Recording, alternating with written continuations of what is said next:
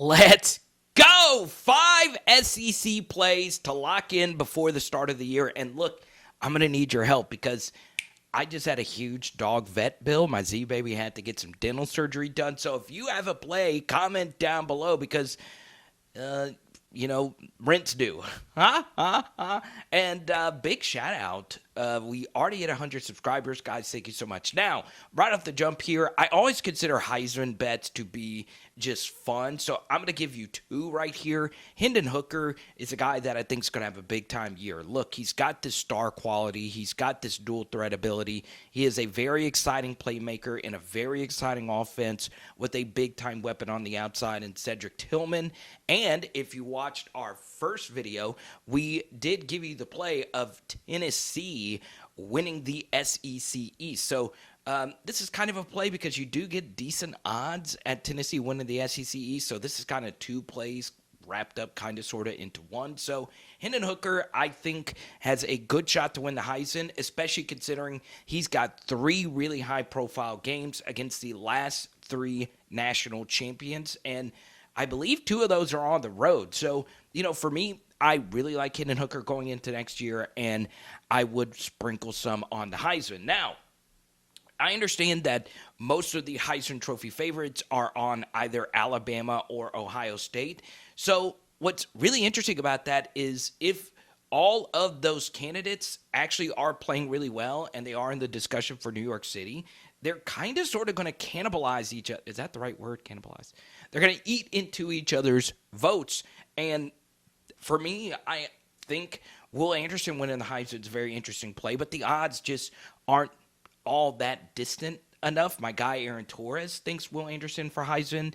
I think he believes that the voters are going to try to right a wrong from last year when Anderson should have won the Heisman. So still, with all those people playing on the same team, Jackson Smith and Jigba, C.J. Stroud, all those different players, I want to actually go to the clear-cut number 3 team. And if you look at Bill Connolly's SP+, if you look at any poll, Georgia is the clear-cut number 3 team. And what's really interesting about that is they don't have a clear-cut Heisman favorite. Maybe Jalen Carter gets some love here, but let's just say my prediction is totally wrong on Tennessee, and most of you actually think it's wrong. Let's just say Georgia does make a run.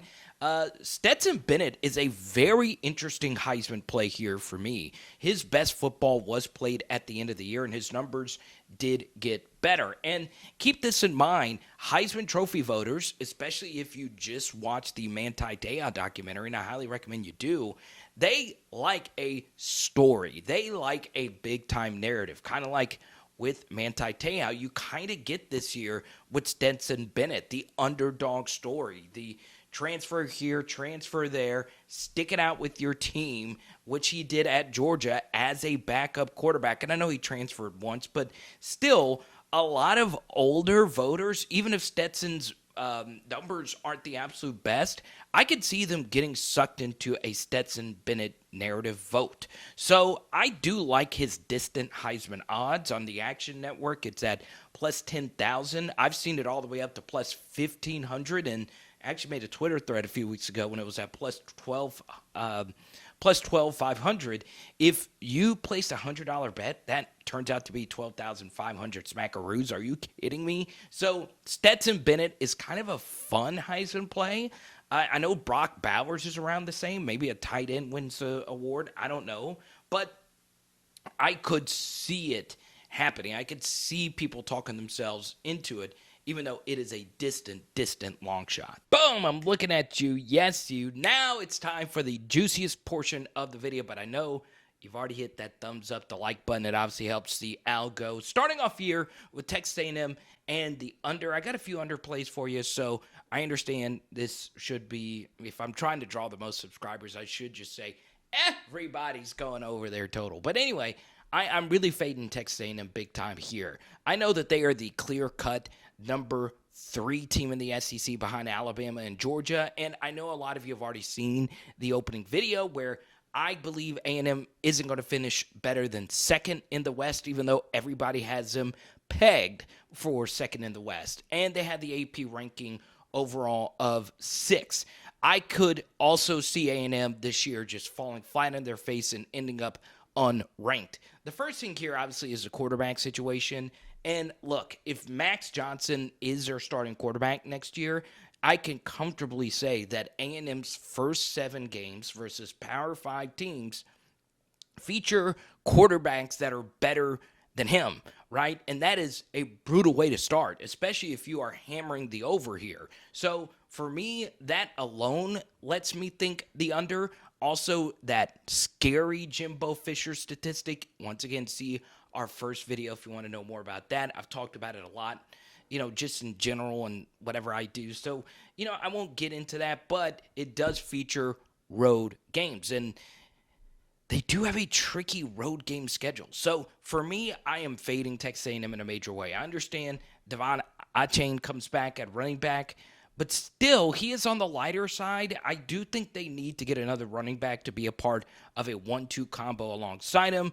Obviously, you got to love what they have on the lines, and defensively, they're going to be solid, but, they do lose their DC. So for me, Durkin coming over, that's going to be new. I'm not in love with this A&M staff. I've shared this 1,000 times over. I am loving the under here unless Haynes King shows that he could truly be an above-average SEC quarterback. And my bold prediction is by the end of the season, Connor Weidman, the true freshman, will be the starter. Another under I'm in love with is Auburn at 6.5. Look, this team is very strong in certain areas. I feel their running back room is the best in the SEC. I think their lines are really good. Derek Hall is probably the most underrated defensive lineman in the SEC. And I do think their secondary is fine despite losing McCreary and Smoke Monday. The issue for me, though, is the most critical positions you have in football, which is your head coach, your coordinators, and your quarterback. I could argue that Auburn has the worst in each one of those categories in the SEC. Well, we'll keep it SEC West. Not a Harsin guy, never have been. Part of it is me being a huge Gus guy. I don't know why Auburn ever got rid of him, but still, Harsin's not that good. I mean, this is a guy who lost his coordinator, who made a lateral move to a non-SEC school in Oklahoma State. And Derek Mason was really good for them. And they bring in Jeff Schmedling, who is a Harsin disciple from Boise State. New OC as well, which featured a weird firing of another OC with the Seahawks and all this different stuff.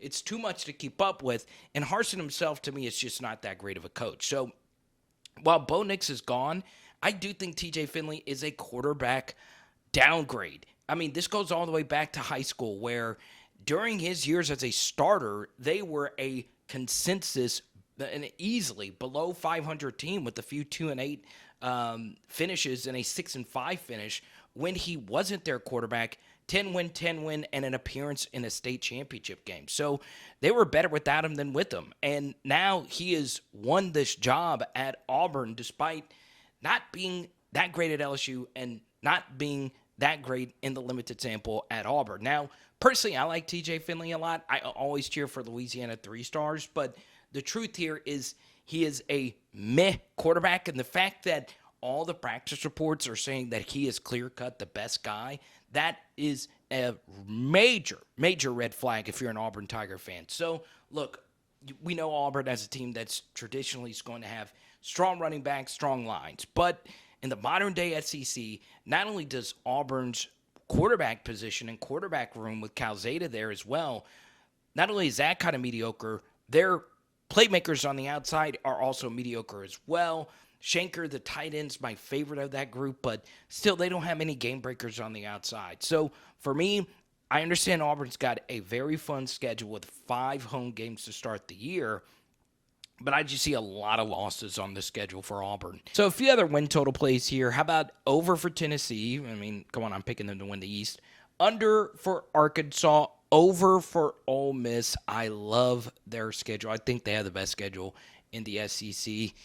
Leaning under towards Kentucky because they also have a favorable schedule. But still, I'm not in love with them. I will go under there. And, well, look, I said at the beginning of the video, I'm giving you 5 plays. So I gave you the 2 Heisman plays and 2 win total plays, and obviously a few extra here at the end. But if you want my 5th win total play, it'll be floating in your face in just a second. In 3, 2, 1, boom! From our initial video, you could find it right there. Okay? It is Power Hour SEC. Boom! And tonight, some garlic chicken pasta. Let's go!